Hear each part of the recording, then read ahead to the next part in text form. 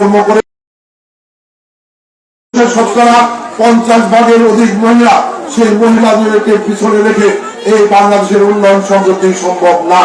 কাজে বিএনপি সিদ্ধান্ত গ্রহণ করেছে আগামী দিনে ক্ষমতায় গেলে পুরুষদের পাশাপাশি মহিলাদের কর্মসংস্থান ব্যবস্থা করা হবে, মহিলাদের নিরাপত্তা নিশ্চিত করা হবে, সম্মান মর্যাদার নেতৃত্ব প্রতিষ্ঠা করা হবে। আমি আশাবাদী যে জামালপুরের মহিলারা আগামী দিনে দাঁড়িয়ে শীষে ভোট দিয়ে জামালপুরের 5টি আসনে দাঁড়িয়ে শীষকে বিপুল করে নির্বাচিত করবে। জাতীয় মহিলা দল জামালপুর জেলা শাখার নেতৃত্বে আজকের এই বিশাল রেলি উপহার দেওয়ার জন্য এবং এই রেলিতে যারা শরীর হয়েছেন জেলা বিএনপির পক্ষ থেকে, বিএনপির জাতীয় নির্বাহী কমিটির পক্ষ থেকে, আমাদের বিএনপির সংগ্রামী ভারপ্রাপ্ত চেয়ারম্যান জনাব তারেক রহমান, আমাদের বিএনপির সম্মানিত চেয়ারপারসন আমাদের প্রিয় নেত্রী দেশনেত্রী বেগম খালেদা জিয়া এবং আমাদের সংগ্রামী মহাসচিব মির্জা ফখরুল ইসলাম আলমগীরের পক্ষ থেকে আপনাদের সকলকে সংগ্রামী শুভেচ্ছা জানিয়ে জেলা বিএনপির পক্ষ থেকে কৃতজ্ঞতা জানিয়ে আমি আমার বক্তব্য শেষ করছি।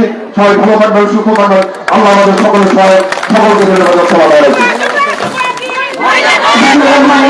ধন্যবাদ আমাদেরকে বক্তব্য রাখার জন্য।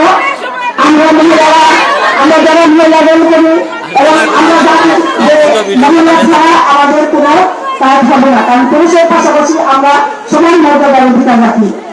আমাদের প্রেসিডেন্ট আমাদের মহিলাদেরকে সম্মান করে